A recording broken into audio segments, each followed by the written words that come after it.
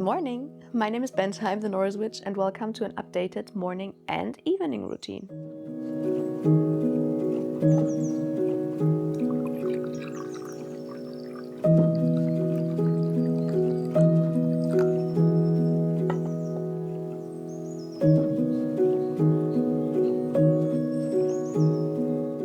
But first, a Patron shoutout. Thank you very much to Andrew, Eli Brackett, Andrew, Bran, Jenny, Tyler, Els, Maggie, Betty, Misty, Athena, Cameron, Ines, Tiffany, Amy, Rhiannon, Dario, Colette, Soren, Braden, Bethany, Tel, Timothy, Coffee, the honorary gossip squirrel, Bjorn, Scylla, Ash, Lucy, and Joss. And now, let me show you my routines. The first thing I do after waking up is recording my dreams. I'm currently working on getting better at remembering my dreams, so writing them down is very important. I simply use the Notes app on iOS to either write them down or dictate them to Siri. If you want to do that, remember, do it the first thing in the morning, otherwise you will easily forget the dreams.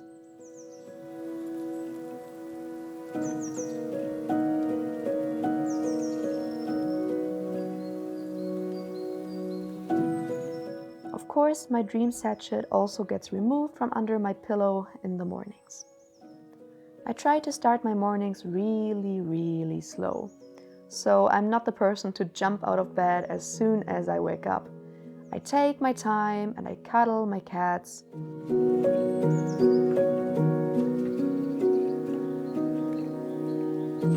And yeah, since this is an honest morning routine, yes, I usually also stay in bed for around 10 to 15 minutes to check social media, to just see whether I missed something. Maybe at some point I'll manage to not use my phone in the mornings. We will see.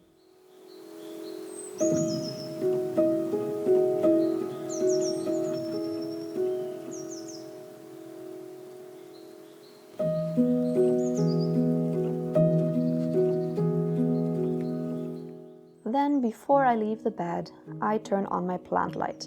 My flat is an actual cave, so this saves my plants. Also, it's my desk lamp. And one thing I've finally gotten used to is making my bed in the morning. I never really understood the purpose, but now I get it. It gives me a very nice feeling to at least get this one thing done, no matter what I'm doing afterwards. But of course, as you see, I have to get my cats out of my bed first.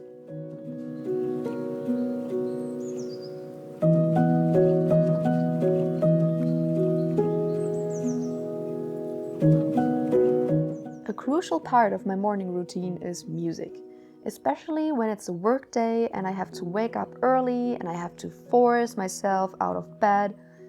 Turning on some good mood music to dance to is key. Next up, to get me even more awake, I'm always washing my face or taking a shower. I only recently discovered these sponges, these cognac sponges, and I don't want to miss them anymore. They're exfoliating my face very gently, which my sensitive skin really loves.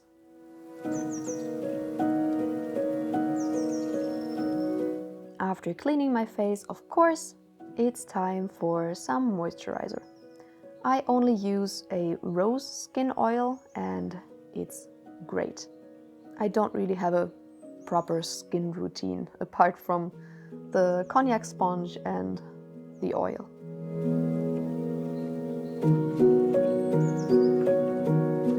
Brushing my teeth is of course also a must. I don't eat breakfast in the mornings anymore, so brushing my teeth is one of the first things I do after getting out of bed to feel just nice and clean. And also, it's a great opportunity to dance to the music that I'm listening to. I basically have to dance my way through my morning routine. Otherwise, I'll just be too tired to get out of bed. Then it's time for jewelry. Some of it has spiritual meaning, but not all of it. I just have specific pieces that I like so much that I like to wear them daily. This black tourmaline necklace, for example, is a protection talisman. My Thor's hammer necklace I wear all the time. It helps me connect with the gods. The bracelets all have meaning. One is for Freya, one is for protection, and one is for my ancestors. This Moldavite ring was a gift from myself to myself for my initiation. It's supposed to remind me of my spiritual gifts, but also the responsibility I have as a witch. This rune ring is pretty new to my collection. It doesn't have a spiritual meaning yet, but it will soon. After getting fresh and clean and ready to go, I usually feed my cats and check on my magical oils. At the moment, the success oil is steeping, so I'm moving it around every day. Before the most important part of my morning begins, I let some fresh air in. It's like a tiny little cleansing with fresh air every morning.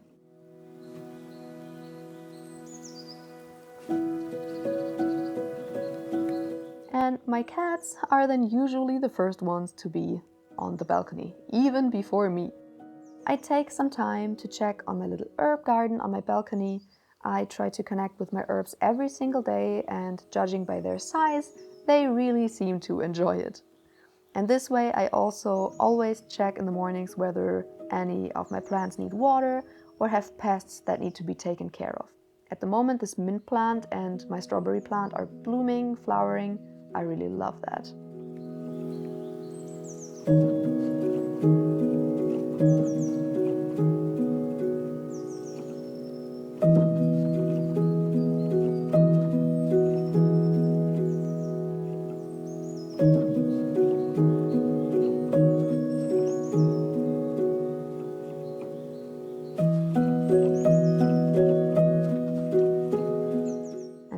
It's time for the most important parts of my morning routine. One of them is giving an offering of water to the gods and to my ancestors, and also to myself. I was thinking of what kind of offering I could give daily without so much waste, and water seemed to be the best solution. So I tried to give some fresh water as an offering every single day. But I didn't want to just give them tap water. I wanted it to be a little bit more special and make it a little bit more sacred. So what I'm doing now every morning is I draw up some energy from the ground by first grounding quickly with a visualization of roots growing from my feet into the ground, and then I'm drawing energy up through the roots into my body, and I channel this energy into the water. That way I can give this nicely charged water as an offering. It feels really good to do that and to share that water with the gods and with my ancestors.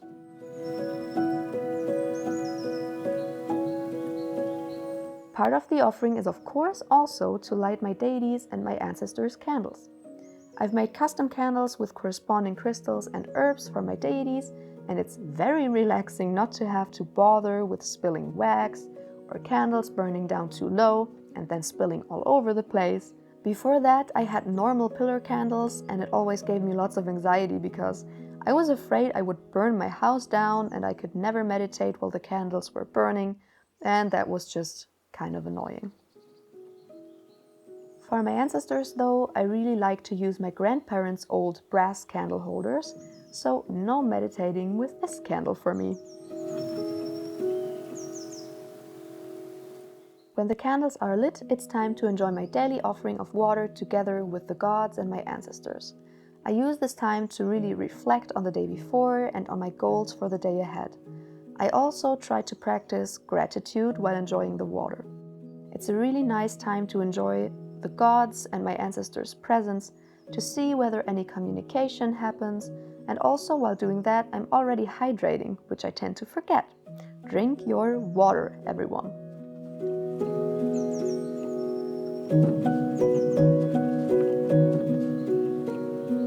Then when the water is gone, it's time for a quick morning meditation.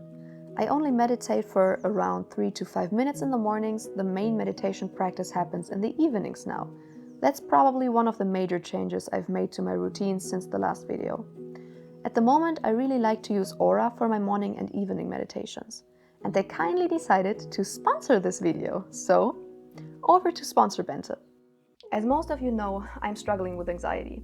And recently, sadly, I've also struggled with feelings of burnout, so I'm constantly exhausted. Because of that, I've had a really hard time focusing during my daily meditations. Luckily, I was able to try out Aura, and it has helped me greatly with all of that.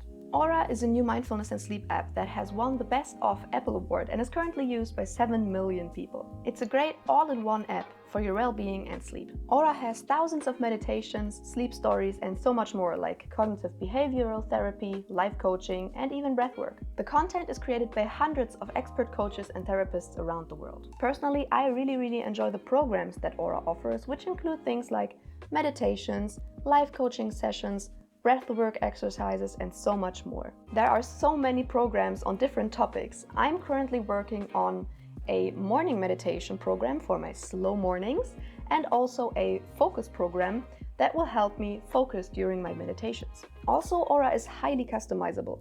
If you want to, you can get notified with content that has been picked specifically for you every single day. You can also create personal playlists, work on a mood tracker and a gratitude journal, and I find that really helpful to track your results. There's so much content on Aura that you can even customize. I'm personally very picky when it comes to the background music and sounds during meditations, and with Aura you can customize those. You can pick a background music you like for your meditations, nature sounds, binaural beats, white noise. You can even listen to home sounds like an AC while you're meditating. How cool is that? Aura is like a Spotify for your mind and soul. It has hundreds of guides from diverse backgrounds, and unlike traditional meditation apps that just give you a few coaches in a one-size-fits-all package, on Aura it's very easy to always find a guide you resonate with. It's intelligent and personalized. When you're first using Aura, you are being asked for your interests and your needs. Then, billions of data points are used to personalize the content for you to make it as effective as possible for improving your sleep and well-being. No wonder 87% of Aura users report improvements in sleep and well-being in the first 3 days. For me, Aura is really working. It helps me de-stress and stay calm during the day while also working on my meditation skills. And I don't know any other app that includes so many great, well-rounded features for your well-being. So how can you get started using Aura? Easy. You can start completely for free on Aura's website by using my special link in the video description. The first 500 people using my link get a free 7-day trial and also exclusive 25% off. But remember, only the first 500. So if you want to get a chance, make sure to sign up today. As I already mentioned, I'm currently doing the Peaceful Morning program with Aura, so that I have some minutes of peace to myself in the mornings. These couple of minutes already help with de-stressing so much. After the meditation, when I'm nice and relaxed, I draw a tarot card and a rune for the day. That way I'm already prepared on how the day might be going, and any deities who want to reach out have a nice way to do so.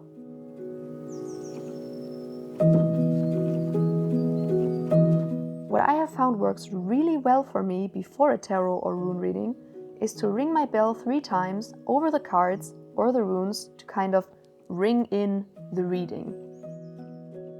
I also knock on the cards 3 times, and then of course I ask the question. I then simply shuffle the cards and see whether one falls out, which usually happens very quickly. As you see, today's card was the Death card.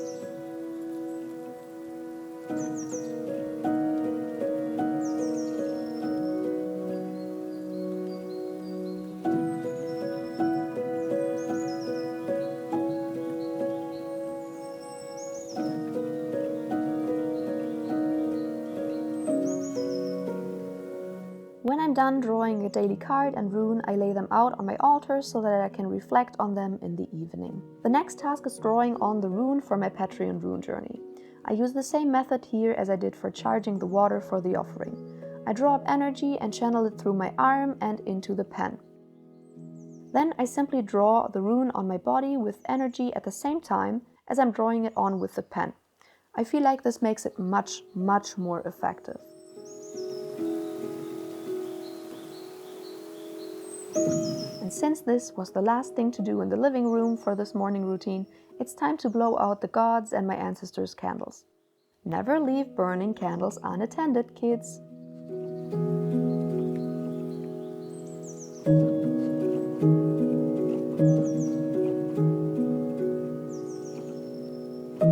And the last thing I usually do in the mornings is my daily affirmations. As I already said in my first morning routine video, this looks and feels kind of strange because you're essentially talking to yourself, but it is very, very effective.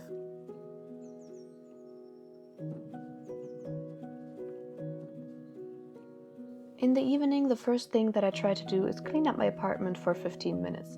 That way I'm making sure that it doesn't get too cluttered and that I don't get overwhelmed with everything. Because if you have a shop and also work full-time, clutter will be there all the time. So if you make sure to declutter and to just clean up after yourself every day for just 15 minutes, it will be so much cleaner and it will relieve a lot of anxiety. The next thing, of course, is that I reflect on the day. The first thing that I reflect on is the rune that I drew on myself. So I just try to think of any experiences that could be related to the rune and I always write it down. Also, of course, I reflect on my daily tarot card and my daily rune. I try to think of whether any experiences were related to the card or the rune, or if maybe there is a god or a goddess, especially one of the ones that I'm working with, who could be reaching out through the rune or the tarot card. So I'm thinking of whether I got the same rune or tarot card maybe a couple of days before also. If yes, that could be a sign from the god or the goddess. And of course, I put everything away so everything is nice and clean for the next day. Of course, I get ready for bed. Usually I would maybe take a shower, take off my makeup, everything. And then I prepare everything for a nice meditation and reading session. Lighting is extremely important to me, so I can't stand bright lights in the evening. So I make everything nice and cozy with some warm light and also especially low light. And then it's time for my evening meditation with aura again. As I said, I'm currently doing the focus program because I'm struggling with focus during my meditation, so I'm working on that.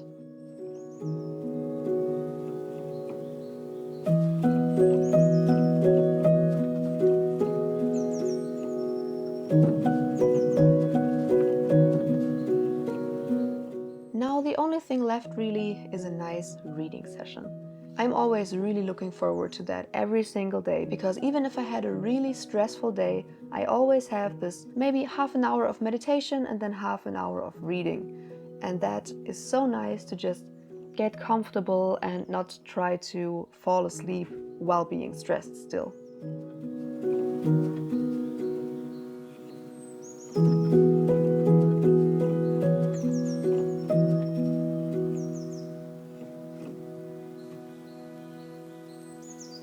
Of course, at that point also my cats get into bed with me. Usually Juno is the first one joining me in bed and demanding her cuddles. Of course, I have to charge my dream sachet too. So I'm charging that with a chant that I wrote. And of course the dream sachet goes under my pillow. And that is it for the day. I'm off to sleep.